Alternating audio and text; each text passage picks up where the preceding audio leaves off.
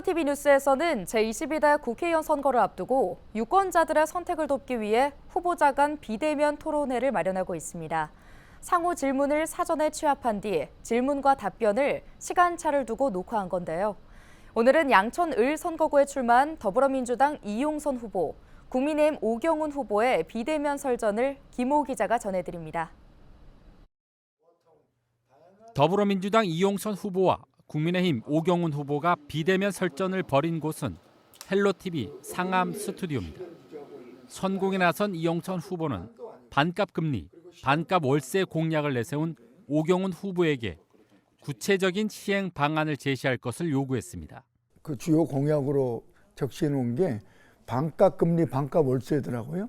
그래서 지금 고금리 또 여러 가지 그 월세 때문에 전월세 때문에 고통받는 우리 시민들의 삶을 생각하면 상당히 그 매력적인 그 구호라고 공약이라고 생각하는데, 그러나 그 실현하기는 사실 쉽지 않는데 어떤 구체적인 방안이 있으신지 좀 궁금합니다.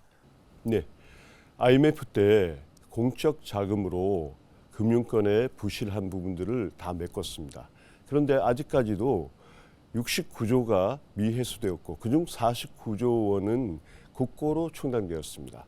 지금 금융권이 사상 최대의 이 위윤을 남기고 있을 때에 바로 그때 국민 세금으로 들어간 부분을 다시 환원해내야 됩니다.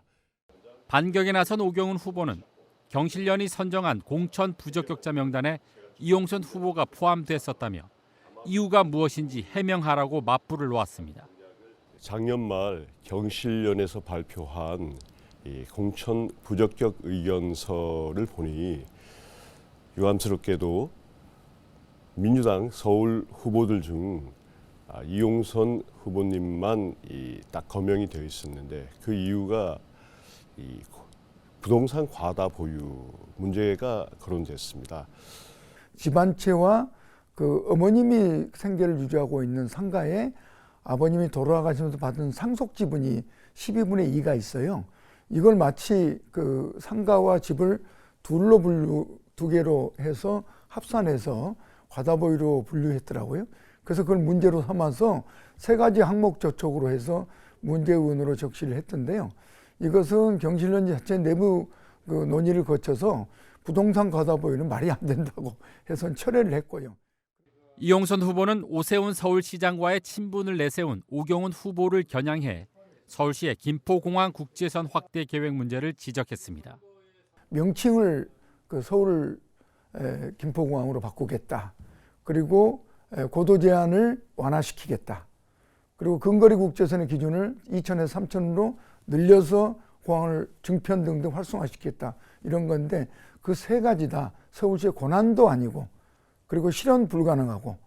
네, 지난 2월 27일 서울시가 서남권 대개조 구상을 발표하면서 그중 국제도시로서의 기능을 확대하기 위해 국제선 증편 얘기가 있었습니다. 하지만 그것은 어디까지나 하나의 관련 이 기관 또는 구청과 협의하겠다라는 제안에 불과했고, 바로 다음 날 서울시가 발표한 내용에도 이 부분들은 사실 국토교통부의 훈령이 다 바뀌어야 되는 부분이기 때문에 이런 구상을 관련 부처들, 즉 국토교통부 또 해당 시구에서 같이 협의하자는 제안에 불과했다는 것입니다.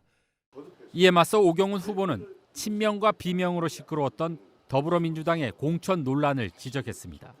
네, 지금 민주당 공천 과정에서 친명은 살고 비명은 죽는다, 이런 이제 얘기도 많습니다. 그에 대해서 민주당의 또 중심되는 의원으로서 그 과정을 어떻게 생각하시는지 의견 듣고 싶습니다. 그 의원 평가 과정이 그 시기가 마침 그 대표의 그 체포동의안 표결 직후에 상당히 혼란한 시기하고 평가가 좀 겹쳤어요. 그러다 보니까 상대적으로 비명계로 분류된 사람들이 좀 불이익을 받은 것 같고요. 또 한편으로 보면 저희들이 그 당원들이 많이 늘어났습니다만 이 권리당원들의 그 참여도가 이번에는 획기적으로 늘었습니다.